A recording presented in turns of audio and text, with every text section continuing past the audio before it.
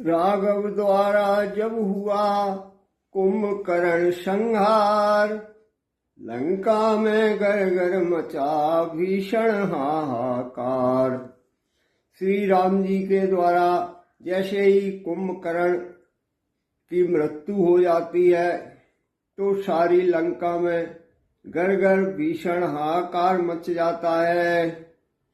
मेघनाद बोल्या करें सोच न लंका राय, दिख मुझको जो आपके मुख से निकले हाय।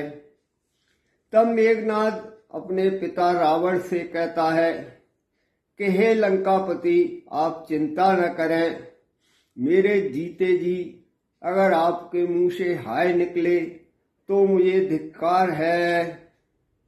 मैं वह हूं नांग पाश द्वारा जकड़ा था जिसने कपिगण को, बच गए नहीं कल ही समाप्त कर देता राघव लक्ष्मण को। हे पिताजी, मैं वह मेघनाद हूं जिसने कल सारे बानरों को और राम लक्ष्मण को नागपाश में जकड़ लिया था। वो तो बच के निकल गए, नहीं कल ही सबको समाप्त कर देता। चाचा का बदला लिए बिना कब भाता है विश्राम मुझे, जब तक न विजय पा कर आऊं तब तक जलपान हराम मुझे। चाचा की मृत्यु का बदला लिए बिना मुझे विश्राम भी अच्छा नहीं लगता है, जब तक मैं विजय प्राप्त नहीं कर लेता जब तक आराम और जलपान हराम है। यह कहकर यूं ही चला रणमत दाता वीर, तभी दशानन ने कहा ठहरो न हो अधीर। यह कहकर के जैसे ही मेघनाद जाने लगता है तब लंकापति रावण कहता है कि ठहरो, ज्यादा अधीर मत हो गई निरर्थक ब्रह्म शक्ति जब तपसी बच्चों के आगे, तो और शक्तियां ठहरेंगी कब तपसी बच्चों के आगे। हे मेघनाथ, जब ब्रह्म शक्ति भी वहां निष्फल हो चुकी है तो और शक्तियां उन राम लक्ष्मण के आगे कैसे ठहरेंगी।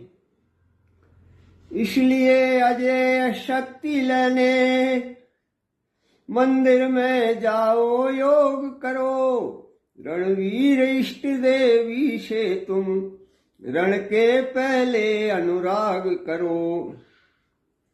इसलिए अजय शक्ति लेने के लिए तुम पहले मंदिर में जाओ और योग साधना करो। इष्ट देवी से पहले तुम अजय शक्ति प्राप्त करो। पितृभक्त ने मान ली वृद्ध पिता की बात, विजय यज्ञ करने लगा देवी मठ पर प्रात।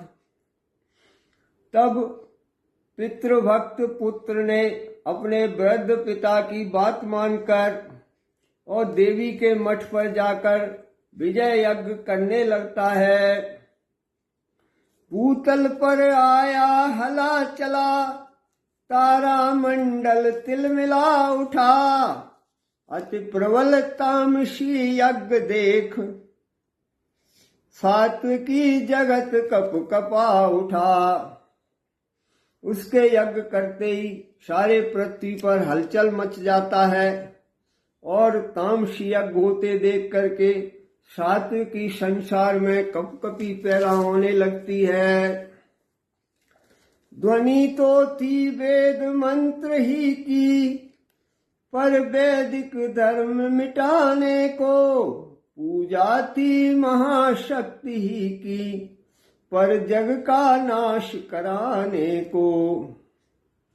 वो जो यज्ञ कर रहा है उसमें ध्वनि तो वेद मंत्रों की है, पर वो धर्म को नष्ट करने के लिए है।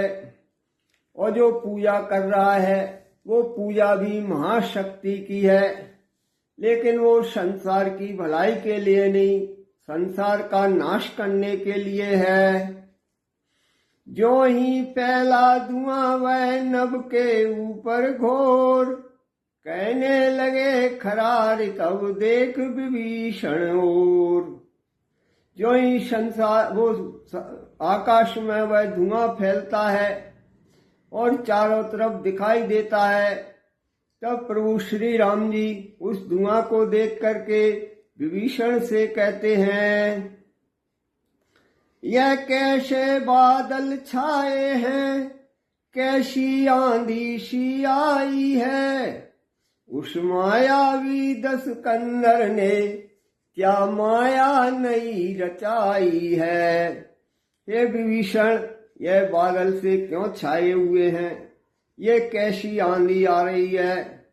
उस मायावी दसकंदन ने अब कौन सी नई माया रचाई है। सचमुच ही धुआं उड़ाया है तांत्रिक ने तंत्रों के द्वारा, या विष फैलाया है कोई वैज्ञानिक यंत्रों के द्वारा। श्री राम जी कहते हैं, हे विभीषण, ये वास्तव में किसी तांत्रिक द्वारा फैलाया हुआ धुआं है या किसी वैज्ञानिक के द्वारा विष फैलाया गया है। कहा विभीषण भक्त ने, हे जग के प्रतिपाल, मायावी कोई नहीं और न कोई चाल। तब विभीषण जी कहते हैं, हे प्रभु, हे संसार के पालन करने वाले भगवान, ये कोई माया नहीं है और ना ही कोई चाल है। जग जननी के मठ से उठकर जग में यह धुआं भर रहा है। उस मठ में बैठा इंद्रजीत देवी को सिद्ध कर रहा है। जगत जननी के मठ में से यह धुआं आ रहा है जो कि सारे नवमंडल में भर रहा है, क्योंकि उस मठ में बैठा हुआ मेघनाद देवी को सिद्ध कर रहा है। उस विजय यज्ञ में मेघनाद इस बेला पूर्ण दत्त चित है। यदि यज्ञ पूर्ण हो जाएगा तो अपनी जीत अनिश्चित है। उस विजय यज्ञ में मेघनाद इस समय पूरा एकाग्रचित होकर के यज्ञ में लीन है। यदि उसका यह यज्ञ पूर्ण हो जाता है तो अपनी जीत फिर अनिश्चित हो जाएगी, फिर जीतना उससे मुश्किल है।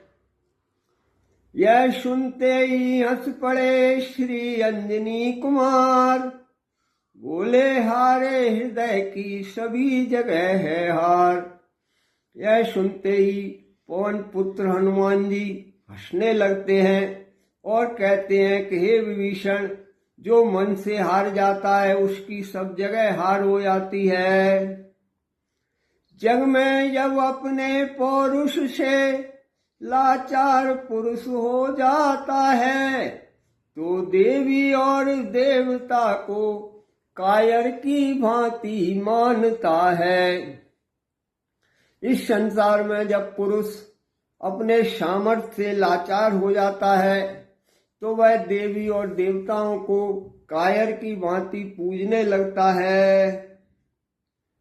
पागल है वह जो देवी के मंदिर पर नाक रगड़ता है। देवी तो उसकी रक्षक है जो युद्ध धर्म पर करता है। वह तो पागल है जो देवी के मंदिर पर नाक रगड़ रहा है। देवी तो केवल उसी की रक्षा करती है जो धर्म के लिए युद्ध करता है। पवन तनय की युक्त से मुस्काए रघुराय, आज्ञा लेकर उसी क्षण चला कीश समुदाय।